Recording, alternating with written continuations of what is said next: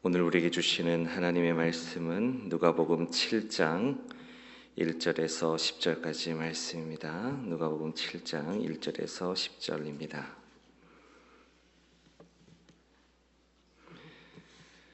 한 절씩 받들어 봉독하겠습니다. 제가 먼저 1절 말씀을 봉독합니다.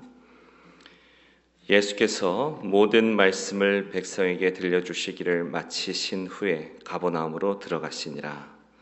어떤 백부장의 사랑하는 종이 병들어 죽게 되었더니 예수의 소문을 듣고 유대인의 장로 몇 사람을 예수께 보내어 오셔서 그 종을 구해 주시기를 청한지라.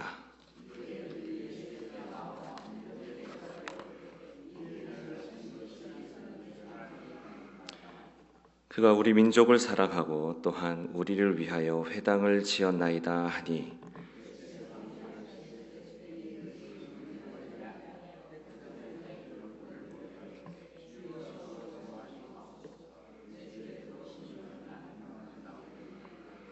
그러므로 내가 주께 나아가기도 감당하지 못할 줄을 알았나이다. 말씀만 하사 내 하인을 낫게 하소서.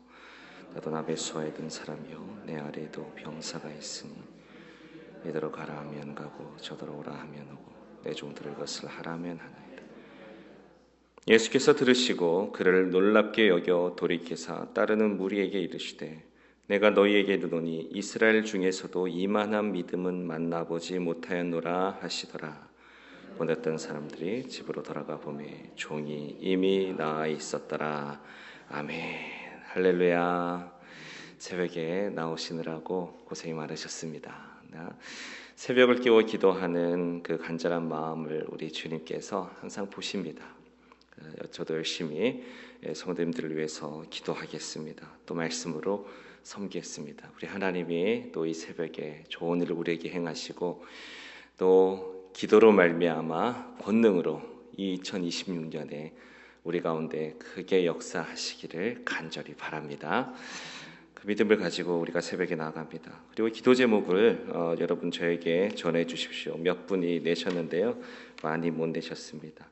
그래서 저는 이제 기도 제목 여러분들이 주신 기도 제목과 그리고 여러분들의 리스트를 가지고 이제 제가 여기 올라와서 새벽마다 여러분들의 이름을 부르며 기도하려고 합니다. 근데 기도 제목이 있으면 제가 그 이름을 부를 때 기도 제목을 같이 기도하겠죠. 없으면 제가 이제 보고 제가 아는 만큼만 기도할 수밖에 없잖아요. 근데 여러분들이 기도 제목을 좀 나눠주시면 목회하는 저도 여러분들을 좀 더 가까이 가서 섬길 수 있습니다. 하나님이 저에게 주신 사명이고 하나님 앞에 마음을 여는 마음으로 기도를 부탁을 하십시오. 주의 이름으로 권면을 드립니다. 여러분 하나님의 나라가 뭘까요? 우리가 천국 이렇게 말하기도 하잖아요. 현세에서 경험하는 하나님의 나라가 있고요. 또 우리가 이 성경에 보면 현세에서 경험하는 나라가 있고 또 우리가 내세에서 경험하는 하나님의 나라가 성경에 나와 있습니다. 핵심은 하나님의 통치가 하나님이 다스리시는 그 공간, 하나님의 그 통치가 드러날 때 하나님의 나라가 가까이 있다 이렇게 성경에서는 말합니다. 하나님이 임재하셔서 다스리시는 그곳에 어떤 일이 일어나나요? 성경에 보면 병든 자가 나음을 얻게 되고요. 그리고 화해의 역사가 일어나고요. 만날 수 없는 사람들이 만나는 역사가 일어나고요. 그리고 묶였던 것들이 풀리는 자유를 얻게 되는 그런 역사가 일어납니다. 우리가 하나님의 나라가 임하소서라고 하는 그 기도 속에는 그 모든 것들이 포함되어 있는 거죠. 현세에는 어떤 일이 일어나느냐? 누가복음 4장 18절에서 19절 제가 읽어드립니다. 주의 성령이 내게 임하셨으니 이는 가난한 자에게 복음을 전하게 하시려고 내게 기름을 부으시고 나를 보내사 포로된 자에게 자유를 눈먼 자에게 다시 보게 함을 눌린 자를 자유롭게 하고 주의 은혜의 해를 전파하려 함이라. 이 모든 것이 너무 좋은 말이잖아요. 주의 은혜의 날, 자유, 눈먼 자가 다시 보게 되고 포로된 자가 자유를 얻게 되고 눌린 자가 자유롭게 되고 이런 역사를 주님은 선포하셨고요. 그리고 또 요한계시록 21장 4절에 보면 모든 눈물을 그 눈에서 닦아주시니, 극심한 핍박 가운데 말할 수 없는 고통 가운데 눈물을 흘리는 자들의 눈물을 닦아주십니다. 하나님의 역사입니다. 그래서 현세와 내세에 이런 일들이 일어납니다. 요한계시록에서는 특별히 이제 역사의 마지막에 우리가 하나님 앞에 서게 되는 그때를 말하는데, 인간 개인으로 보면 우리가 이 생에서의 별세를 하고 주님 앞에 나갔을 때 눈물을 닦아주시는 그 비전을 요한은 증거하고 있는 것입니다. 그리고 아주 중요한 말씀이 있는데요, 누가복음 17장 20절 21절 말씀입니다. 우리 한번 같이 읽어볼까요? 누가복음 17장 20절 21절. 자막으로도 나가지만 여러분 성경이 갖고 있다면 이렇게 또 찾으셔서 같이 읽으시고 또 표시도 하시고, 여러분 성경을 아끼지 마십시오. 성경은 이제 좀 지저분할수록 은혜가 됩니다. 좀 농담 반 진담 반이지만 많이 칠하십시오. 기억하고 또 계속 또 칠하고, 내가 옛날에 이렇게 칠했었네 이런 생각도 하게 되고 그럽니다. 여러 번 또 칠하시고. 우리 함께 받들어 봉독합니다. 시작. 바리새인들이 하나님의 나라가 어느 때에 임하니까 합건을 예수께서 대답하여 이르시되, 하나님의 나라는 볼 수 있게 임하는 것이 아니요 또 여기 있다 저기 있다고도 못하리니 하나님의 나라는 너희 안에 있느니라. 아멘. 어디에 있다고요? 너희 안에 있느니라. 이게 그냥 비현실적이고 뭐 뜬구름 잡는 이야기가 아닙니다. 여러분, 정말 하나님의 나라가 내 안에 임하고 계심을 사람이 경험하면 세상 아무것도 두려울 게 없고, 염려와 슬픔과 환난이 아무것도 아닌 것이 됩니다. 그 상황 자체가 없어져서 아무것도 아닌 것이 되는 게 아니라, 그 상황 자체가 없어지는 것보다 더 좋은 일이 내 안에서 일어나기 때문에 아무것도 아닌 것이 되는 것입니다. 그래서 하나님이 우리에게 선물해 주신 것은 뭘까요? 예수 그리스도를 통하여서 우리에게 주신 것은 하나님의 나라입니다. 여러분이 있는 삶의 자리, 밟고 있는 그 자리에 여러분 안에 하나님의 나라가 예수 그리스도를 통하여서 임한다면, 여러분이 당하고 있는 어떤 고난과 환난과 눌림과 또 어려움들도 사실 아무것도 아닌 것이 됩니다. 자유가 선포되고, 또 다시 보게 함이 선포되고, 치유가 선포되고, 때로는 정말 죽음의 권세가 물러나 생명이 그 땅을 지배하는, 내가 밟고 있는 그 땅을 생명의 능력이 다스리시는 그런 은혜가 성도의 삶을 통해서 일어난다라고 하시는 말씀을, 그 교훈을 우리에게 예수님은 가르쳐 주셨습니다. 간단히 요약하면, 하나님이 오셔서 나의 눈물을 닦아주시고 내 마음을 시원하게 해주시고 답답한 모든 것을 열어주시는 그 은혜가 역사하는 것, 또 이 세상에서 얻을 수 없는 참된 기쁨과 만족과 행복과 또 행복감, 그리고 인간의 진정한 그 내면에 있는 그 영혼 깊이에 있는 목마름이 채워지는 그 역사가 하나님의 나라가 임하실 때 일어납니다. 여러분, 이미 우리 안에 예수님으로 말미암아 하나님의 나라는 열려 있습니다. 우리에게 임하고 있습니다. 중요한 건 뭔가요? 내가 믿음으로 영접하여 누리는 것입니다. 여러분, 그런 은혜를 맛보시고 계십니까? 맛보신 적이 있으십니까? 제가 아까 말씀드린 거예요. 눈물을 닦아주시고 마음을 시원하게 해주시고 답답한 모든 것을 풀어주시고 이 세상에서 얻을 수 없는 참된 기쁨과 만족, 행복, 몇 번씩은 있으실 겁니다. 그러나 혹시 그런 경험이 너무 오래됐다라든지, 아니면 가만히 생각해 보니까 난 한 번도 그런 적이 없었던 것 같다 라고 혹시 여겨주시는 분이 계신다면, 이 말씀을 듣는 이 시간이 은혜의 때인 것입니다. 주님이 주시는 복음이 말씀인 것입니다. 내 안에 하나님의 나라가 임하소서. 그 내가 예수 그리스도로 말미암아 우리에게 임하고 계심을 믿고 내가 영접하고 누리게 하여 주시옵소서. 그 귀한 깨달음들을 특별히 새벽 예배 시간에 선포되어지는 말씀을 통해서 우리가 깨닫게 되는 그런 은혜가 있기를 바랍니다. 어떤 곳에 하나님의 나라가 누려질까? 성경에 여러 교훈들이 제시되어 있습니다. 근데 오늘 특별히 하나님의 나라를 경험한 사람들의 믿음을 이제 이 한 주간의 시리즈로 좀 살펴보려고 하고, 오늘은 그 사람이고 또 앞으로는 또 예수님의 비유의 말씀 등을 통하여서 그런 사람에게 역사하는 믿음을 살펴볼 것인데요. 오늘은 그 하나님 나라를 경험한 한 이방인의 이야기입니다. 여러분이 이 이야기를 많이 아시죠?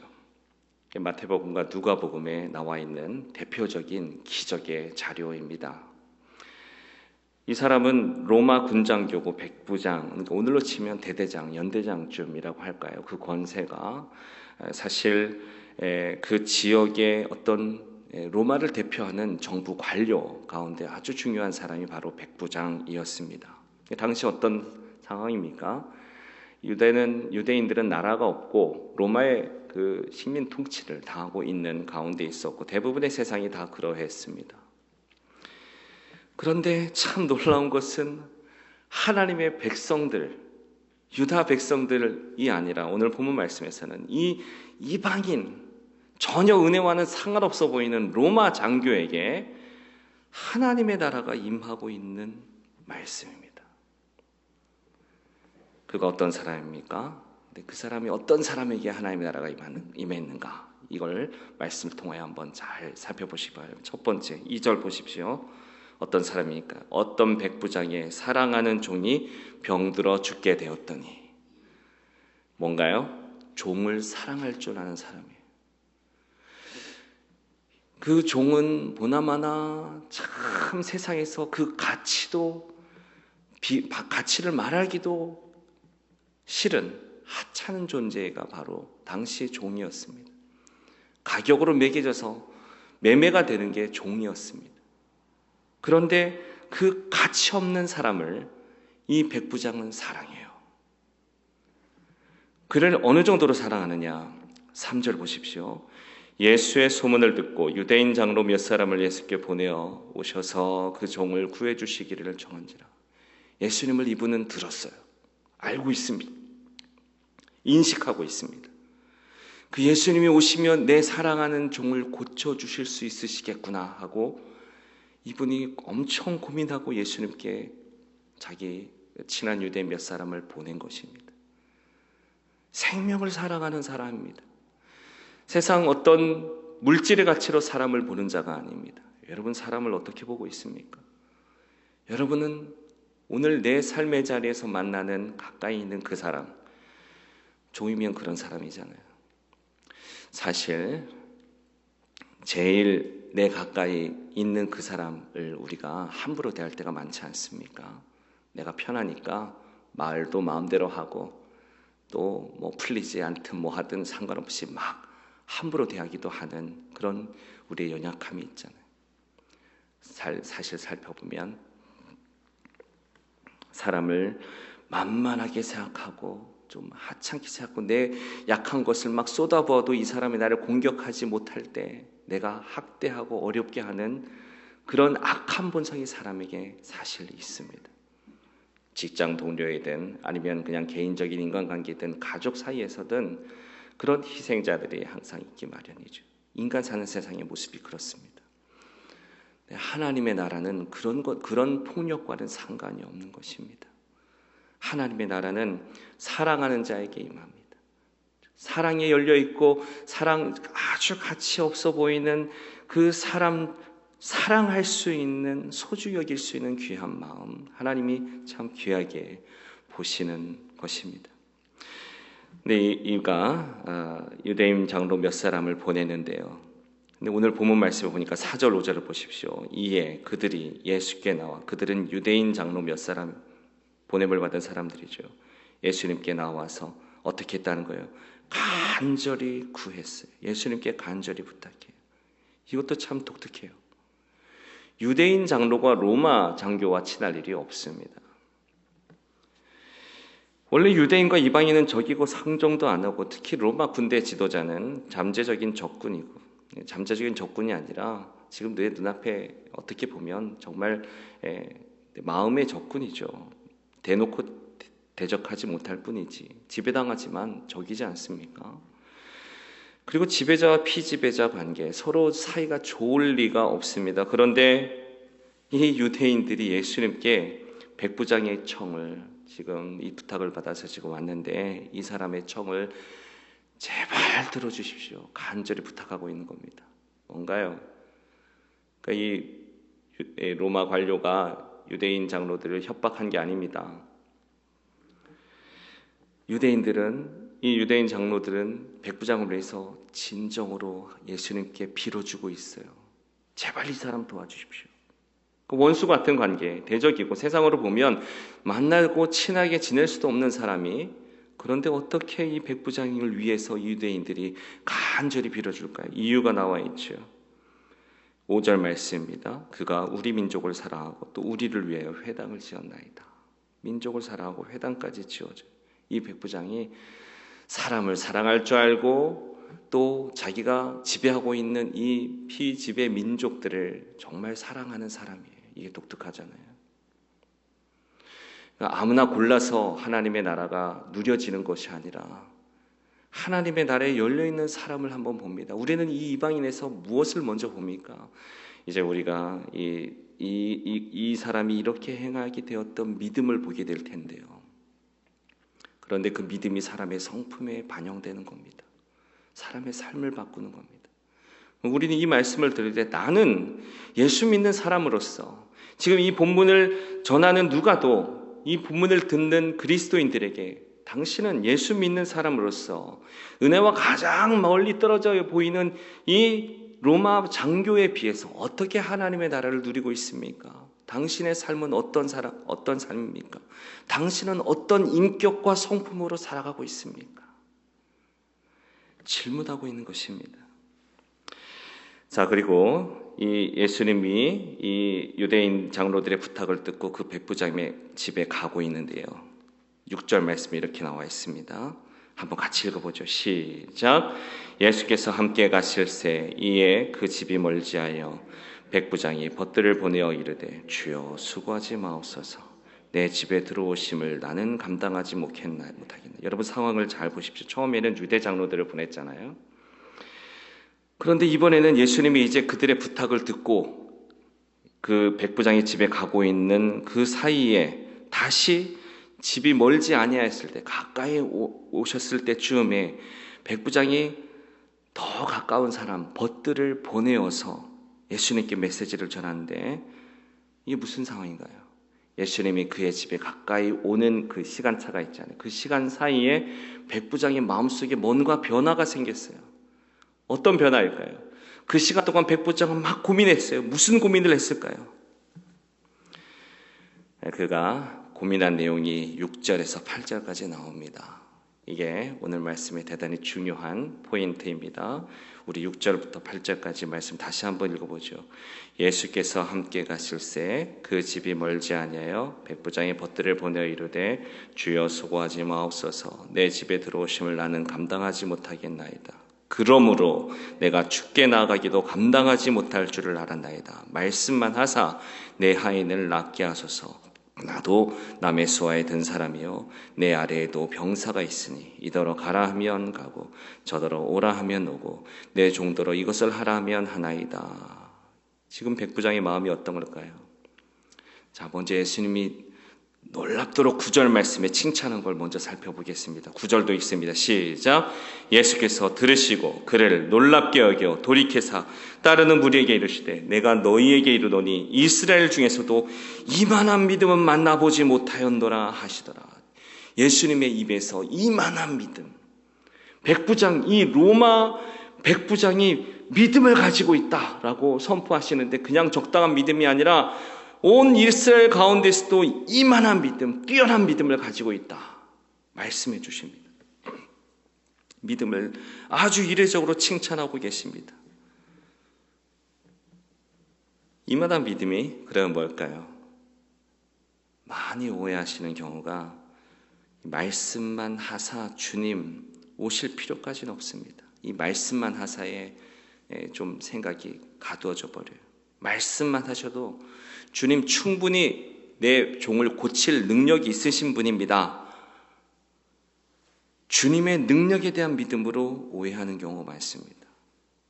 예수님께서 칭찬하시는 믿음은 1차적으로 이 로마 장교, 이 이방인이 예수님의 능력에 대해서 대단히 깊이 신뢰하였다라는 것에 강조점이 있지 않습니다.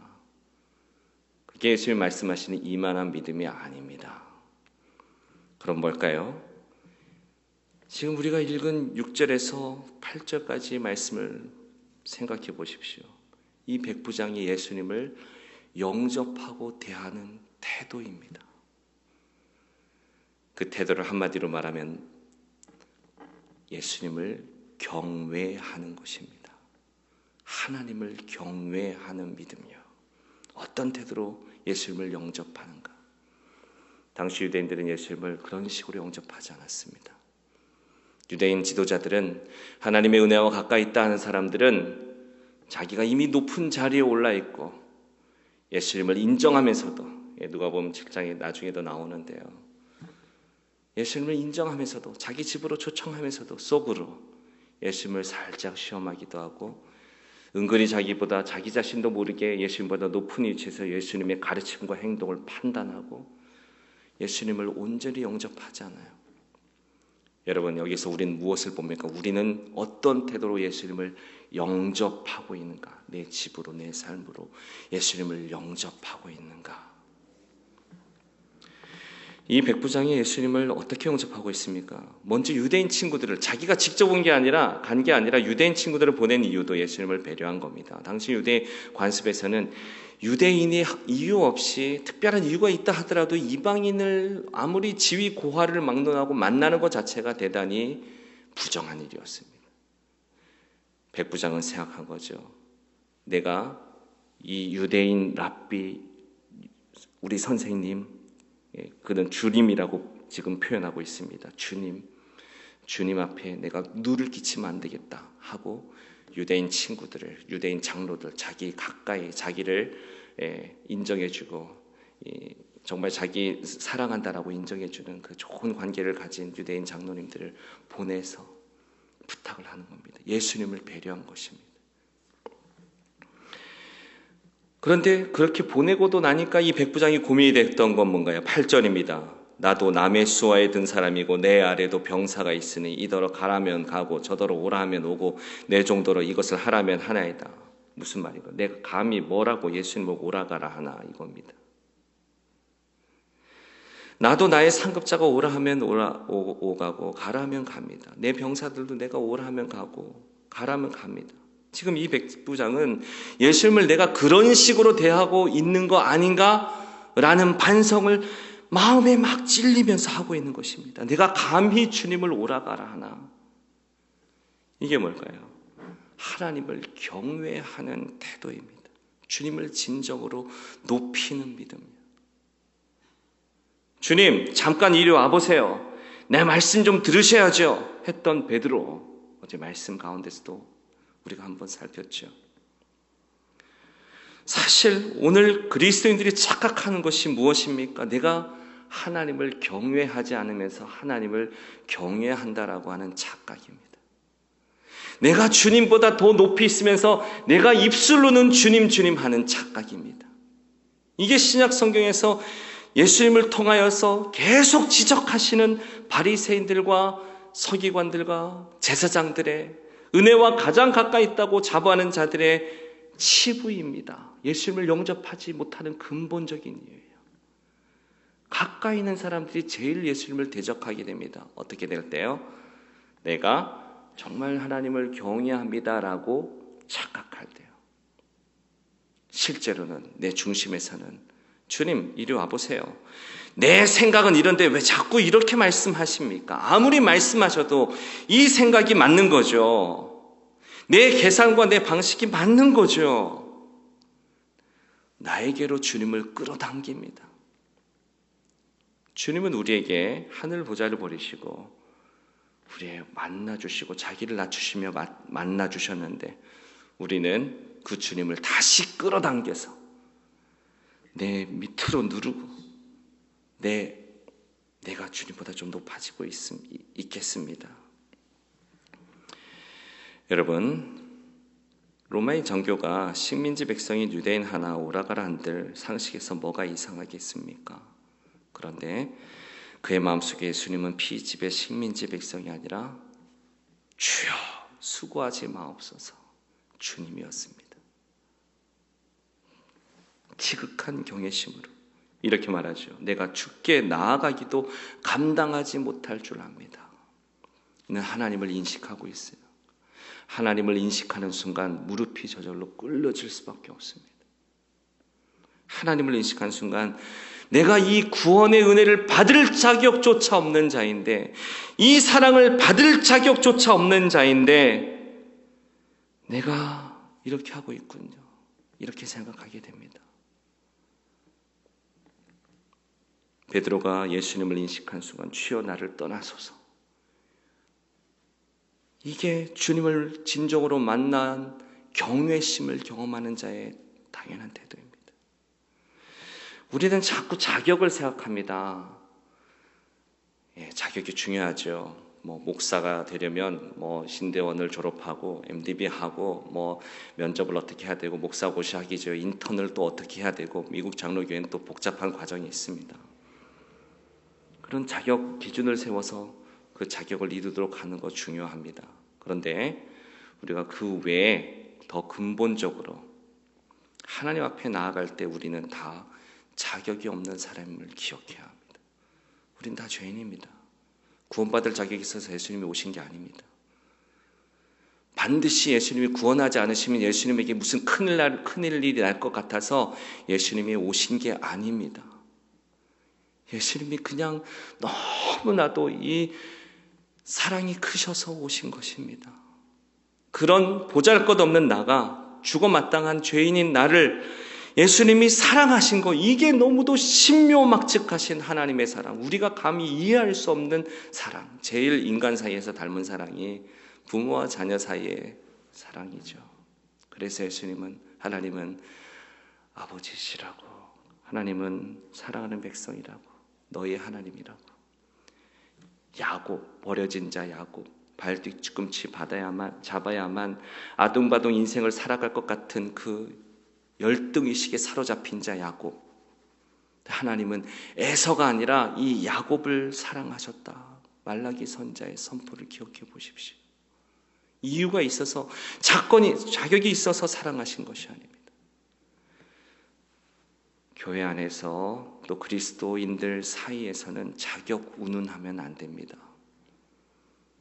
내가 목사 자격이 있는데, 내가 장로 자격이 있는데, 내가 집사 자격이 있는데, 권사 자격이 있는데, 내가 존경받을 자격이 있는데, 내가 대표자가 될 자격이 있는데, 제가 이 자리에 선 것도 물론 세상의 자격 기준들의 그런 거를 해야 서게 되겠지만, 근본적으로 저의 믿음의 고백은 주님이 저를 위해서, 불쌍한 저를 위해서 세워 사용하시는 것입니다.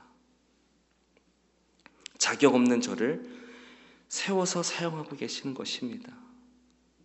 이게 저의 믿음의 고백이고, 사실 주님은 우리에게 이 고백을 하라고 저와 여러분에게 권면하고 계십니다. 그것이 하나님을 경외하는 믿음의 출발이고, 그 경외하는 믿음에 하나님의 나라가 역사합니다. 사랑하는 여러분, 우리 교회가 하나님 나라 공동체가 되기를 원합니다. 주여, 내가 감당할 수 없는데 주님이 감당할 수 없는 사랑을 나에게 쏟아부어 주셔서 감사합니다. 사무엘상 2장 30절 말씀 우리 함께 봉독하죠. 시작. 그러므로 이스라엘 하나님, 내가 전에 내 집과 내 조상의 집이 내 앞에 영원히 행하리라 하였으나 이제 나 여호와가 말하노니 결단코 그렇게 하지 아니하리라. 나를 존중 여기는 자를 내가 존중 여기고 나를 멸시하는 자를 내가 경멸하리라.